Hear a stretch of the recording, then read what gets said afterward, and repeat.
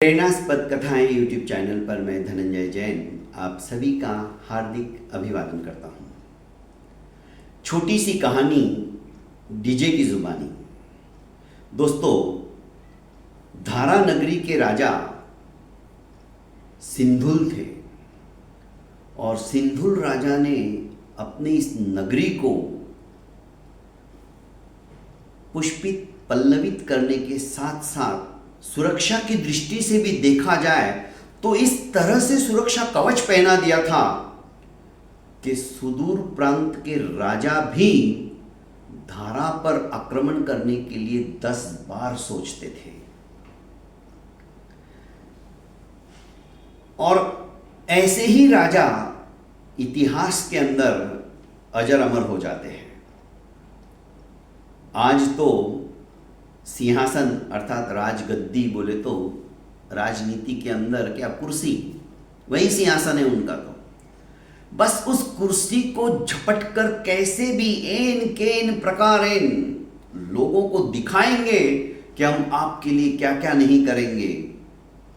Free free free का लालच देकर सत्ता हथिया लेते हैं और परिणाम क्या होता है आज आप से किसी से छुपा हुआ नहीं है। तो दोस्तों, फ्री के चक्कर में मत पड़िए। सिर्फ और सिर्फ मुझे मेरे देश की रक्षा जो कर सकता है वही सच्चा संचालक भी हो सकता है, अन्यथा ये लालच देने वाले कभी भी हमारा भला नहीं करने वाले हैं। जो राज्य के प्रति समर्पित है, उठते बैठते सोते जागते सिर्फ और सिर्फ जिन्हें अपने भारत भूमि की चिंता है, वे ही राजा सफल होते हैं। सिंधुल राजा भी धारा नगरी के अंदर अपनी प्रजा के कारण से प्रजावत्सल थे। उनका छोटा भाई था मुंज और सिंधुल राजा को भी कोई संतति नहीं थी। बाल सफेद हो गए थे, बुढ़ापा दस्तक दे रहा था और कहते ना दोस्तों, शैशवे भ्यस्त विद्यानाम यौवने विषयैषिनाम वार्धके मुनिवृत्तीनाम योगे नान्ते तनुत्यजाम नीति है। सिंधुल राजा सोचने लगे कि बुढ़ापा दस्तक दे रहा है और हमारी ये जो परंपरा आई है शैशवे भ्यस्त विद्यानाम, बचपन जो है विद्याध्ययन के अंदर व्यतीत कर दो। यौवने विषयेषिनाम, यौवनों के अंदर मैंने विषयों का भरपूर रसास्वादन ले लिया। अब बुढ़ापा दहलीज पे दरवाजा खटखटा रहा है।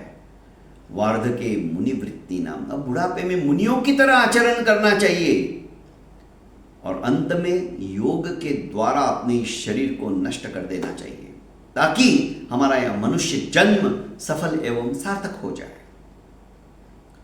पर इस राज्य की धुरा को कौन वहन करेगा? चिंता थी, पर उस चिंता का निराकरण भी हो गया। उनको बुढ़ापे में जैसे महाराज दशरथ को चारों पुत्र मिले, भरत, लक्ष्मण, शत्रुघ्न आदि, ठीक इसी तरह से दोस्तों सिंधुल नरेश को भी बुढ़ापे में पुत्र रत्न की प्राप्ति हुई। अब नाम रखा गया भोज। धारा नगरी का नाम आते ही भोज राजा हमारे सामने आ जाता है। पर भोज अभी बहुत छोटे थे, उनकी शिक्षा दीक्षा सब कुछ बाकी थी और वारंवार सिंधुल नरेश को एक ही चिंता सताती कि अब बुढ़ापा आ गया है, कम से कम अब मैं मुनियों की तरह आचरण करना शुरू कर दूं। उन्हें ममत्व नहीं था, मोह नहीं था, आसक्ति नहीं थी। उन्होंने अपने छोटे भ्राता मुंज को बुलाया और कहा कि देखो मुंज, अब मेरी उम्र हो चुकी है, बुढ़ापा आ चुका है और भोज अभी बहुत छोटा है, उसकी तो शिक्षा दीक्षा सब कुछ बाकी है। तुम सर्वथा योग्य हो, जब तक कि भोज युवावस्था में नहीं आ जाए, समस्त कलाओं में पारंगत ना हो जाए, तब तक इस राज्य का कारोबार, इस राज्य की धुरा को तुम वहन करो। और जिस दिन तुम्हें लगे कि हाँ अब भोज योग्य बन गया है, उसे राज्य दे देना, मुझे वचन दे दो। उसने कहा हाँ भैया। सिंधुल राजा और मुंज के अंदर अटूट प्रेम था। दोनों भ्राता एक दूसरे के प्रति समर्पित भाव रखने वाले थे। जैसे भरत और शत्रुघ्न, राम और लक्ष्मण, मैंने आपको कहा महाराज दशरथ को भी 4 पुत्रों की प्राप्ति हुई थी, वो भी बुढ़ापे में। ठीक इसी तरह से ये दोनों भाई भी, मतलब मुंज और सिंधुल, एक दूसरे के प्रति जान तक देने के लिए तैयार रहते थे। जब मुंज ने अपने भ्राता सिंधुल को वचन दे दिया कि हाँ भ्राताश्री आप चिंता मत करो, जैसे ही युवावस्था की दहलीज के ऊपर भोज कदम रखेगा, मैं भी उसे राज्य देकर आपकी तरह वानप्रस्थ जीवन को व्यतीत करने के लिए वन के अंदर निकल जाऊंगा। बचपन से ही भोज बोले तो उद्भट विद्वत्ता का धनी था। मां सरस्वती उनकी जिह्वा के ऊपर अधिष्ठित रहती थी। फटाफट विद्याध्ययन करते करते उन्होंने समस्त विद्याओं को आत्मसात भी कर लिया। समस्त कलाओं के वे जानकार हो गए, अत्यंत तीक्ष्ण बुद्धि के धनी। पर इधर मुंज की पत्नी वारंवार मुंज के दिमाग में भोज के प्रति द्वेष भावना को जागृत करने वाली बातें बताती रहती थी। सरल हृदय मुंज भी अपनी पत्नी के कहने में आकर भोज से नफरत करने लगा। और एक दिन ऐसा आया, वो कहने लगी कि भोज को अभी तुम रास्ते का कांटा समझकर हटा दो, क्योंकि सांप को ज्यादा दूध पिलाना ठीक नहीं, वो जहरी बनेगा। आगे जाके ये पूर्ण धारा नगरी का राज्य कारोबार ये हमसे हथिया लेगा। छोड़ दो इसे, जंगल के अंदर हिंसक पशु पक्षी खा जाएंगे। अभी तो बच्चा है, बड़ा हो जाएगा तो हमें ही ये निकाल देगा। वारंवार इस तरह से कहने से इसके मन के अंदर भी, मुंज के मनोमस्तिष्क में भी परिणाम होने लगा। क्योंकि एक ही बात बार बार बार बार बार बार जब कही जाती ना दोस्तों, तो उसके प्रति भी हमारी भावना वैसी ही बनती चली जाती है। यह समस्त कलाओं में पारंगत तो हो ही गया था, और अब युवावस्था की दहलीज पे इसने कदम भी रख दिया था। मुंज ने अपने मंत्री वत्सराज को बुलाया और उसके साथ भी गुप्त मंत्रणा की और कहा कि मेरे रास्ते का सबसे बड़ा कांटा ये भोज है, इसे हमेशा हमेशा के लिए समाप्त कर दिया जाए। इतना सुनना ही था कि वत्सराज के आंसू टपक पड़े, क्योंकि वत्सराज भी सिंधुल राजा को मानने वाले थे और भोज के प्रति भी उसका प्रेम था। खैर, पर ये जो कुछ हो रहा है वो गलत हो रहा है, ये वत्सराज अच्छी तरह से जानते थे। पर राजा की आज्ञा को कौन टाल सके। मंत्री ने अपने हृदय के ऊपर पत्थर रखकर भोज को अपने साथ वन में चलने का प्रस्ताव दिया और कहा कि आज हम वन जाके आते हैं, घूम के आते हैं। भोज तैयार हो गए। जैसे ही वन के अंदर पहुंचे तो वत्सराज रोने लगे, फूट फूट कर रोने लगे। भोज को आश्चर्य हुआ कि मंत्री जी आप रो क्यों रहे हो। आखिर रोते रोते राजा का संदेश वत्सराज ने भोज को सुना दिया। भोज ने कहा कि मंत्री जी आप निश्चिंत रहिए, आप राजाज्ञा का पालन कीजिए, पर हां मेरा संदेश मेरे चाचा को जरूर दीजिए। भोज ने अपनी करांगुली, कनिष्ठ अंगुली कट की और उसके खून से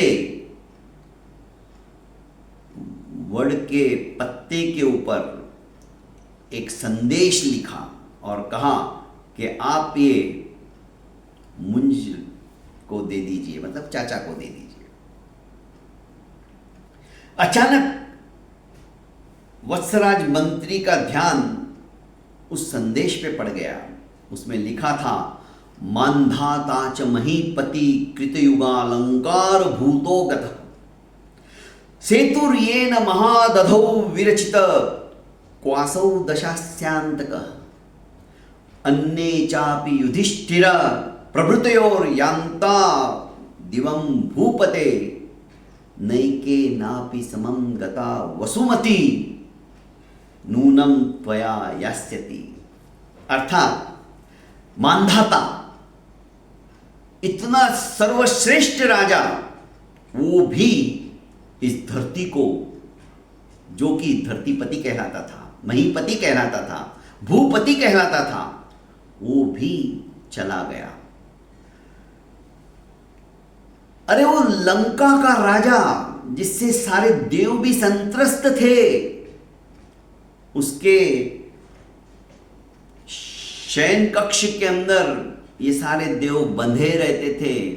पवन, वायु, पवन देवता उसके भवन को बुहारते थे, झाड़ू लगाते थे। सूर्य तप के वहां पे रसोई बनाता था, चंद्रमा उनके वहां पर दीपक प्रज्वलित करता था। समस्त देवताओं को जिसने बांध के रखा था, ऐसा राजा रावण भी चला गया इस धरती से। और उस राजा रावण को हराने के लिए जिसने सेतुर्येन महोदधौ, उस महादधि समुद्र के ऊपर जिन्होंने सेतु बनाया था, वे राम भी, भगवान भी, मनुष्य अवतार के बाद में वे भी चले गए। ये सब चले गए। अन्य चापी युधिष्ठिर, युधिष्ठिर आदि बड़े बड़े राजा भी इस धरती पर आए और चले गए, वो दिवंगत हो गए। नैके नापि समम गता वसुमती, पर ये धरती एक के साथ भी वापस नहीं गई, किसी के साथ नहीं गई। पर मुझे लगता है कि ये धरती से आपको बहुत ज्यादा प्यार है और ये धरती भी आपको बहुत ज्यादा प्यार करती है। जरूर आपके साथ ये वैकुंठ में जाने वाली है। इसलिए मुझे कोई आश्चर्य नहीं कि आप अपने ज्येष्ठ भ्राता, उनको दिया हुआ वचन भी नहीं निभा पा रहे हो। जो सिंधुल नरेश को आपने वचन दिया था, आपके जो बड़े भाई है, मुंज को संबोधित करते हुए वे लिखते हैं कि उनका वचन भी आप आज भूल गए हो। इसमें मुझे कोई आश्चर्य की बात नहीं है, क्योंकि आपको इस धरती से बहुत ज्यादा प्यार है, आपके भाई से नहीं था। जैसे ही वो संदेश वत्सराज ने पढ़ा, मंत्री ने पढ़ा, फूट फूट कर रोने लगे। उन्होंने भोज को वहीं पर छुपा दिया और हिदायत दी कि आप अब नगर में नहीं आओगे जब तक कि मैं नहीं कहता। और वो संदेश लेकर आए और बोलने लगे मुंज को कि मैंने उसे मार दिया, पर मरने से पहले उन्होंने संदेश आपके नाम से दिया है, देख लीजिए। जैसे ही मुंज ने वो संदेश पढ़ा, रोने लगे। भातृप्रेम जागृत हो गया और उसमें जो वस्तु स्थिति थी, उनकी आंखें खुल गई। उन्होंने धिक्कारा अपने आप को भी और अपनी पत्नी को भी कि तेरी वजह से मैंने कठोर निर्णय ले लिया। बस आज के बाद में, अब जब तक मेरे को मृत्यु नहीं आती, मैं अन्न जल ग्रहण नहीं करूंगा। और कतिपय दिन जब व्यतीत हो गए बिना अन्न जल ग्रहण किए, वत्सराज ने देखा ये तो अनर्थ हो जाएगा। राजा कृशकाय होने लगा है मुंज पर, वे दृढ़ निश्चयी थे। उन्होंने कहा कि महाराज आप अन्न जल ग्रहण कर लीजिए। मुंज ने कहा नहीं, मैंने बहुत बड़ा पाप किया है और उसकी यही सजा है। उसने कहा आपने कोई पाप नहीं किया, पर जैसे ही ये संदेश मैंने पढ़ लिया, तो मैंने आपकी आज्ञा का उल्लंघन किया और मुंज को मैंने वहीं जंगल में छुपा दिया है। मुंज को कहा कि मैंने भोज को वहीं छुपा दिया है, आप अनशन त्याग दीजिए। इतना सुनना ही था, मुंज हर्ष विभोर होकर वत्सराज को अपने बाहों के अंदर आबद्ध कर लेते हैं और कहते हैं कि वत्सराज, तुम सचमुच में महामंत्री हो, तुमने सूझबूझ के साथ ये निर्णय लिया, तुमने मेरी आज्ञा का उल्लंघन करके बहुत अच्छा किया, अनर्थ को टाल दिया। जाओ ससम्मान उसे लेके आओ और राजा भोज को इस तरह से वापस लाकर राजगद्दी के ऊपर अधिष्ठित करते हैं और मुंज भी वनप्रस्थ जीवन यापन करने के लिए वन में चले जाते हैं। दोस्तों, यह धरती, यह पृथ्वी, यह वसुंधरा, यह धन, यह वैभव, यह संपत्ति, सब कुछ हम यहीं छोड़कर जाने वाले हैं। इस कहानी से ये सबक हमें सीखना है। हम किस लिए मोह कर रहे हैं, किस लिए माया कर रहे हैं, किस लिए इतना प्रपंच कर रहे हैं? अंत जाएंगे नगन की नगन, जैसे आए थे वैसे ही चले जाएंगे। तो दोस्तों, ज्यादा से ज्यादा इन हाथों से दान पुण्य और अच्छे कर्म करके हम चले जाएंगे ना, तो वही हमारे साथ चलने वाला है, हमारे साथ दूसरा कुछ भी आने वाला नहीं है। बहुत बहुत धन्यवाद दोस्तों। मेरी इस प्रेरणास्पद कथा यूट्यूब चैनल को आप लाइक कीजिए, सब्सक्राइब कीजिए और ज़्यादा से ज़्यादा अपनों को शेयर कीजिए। प्रणाम।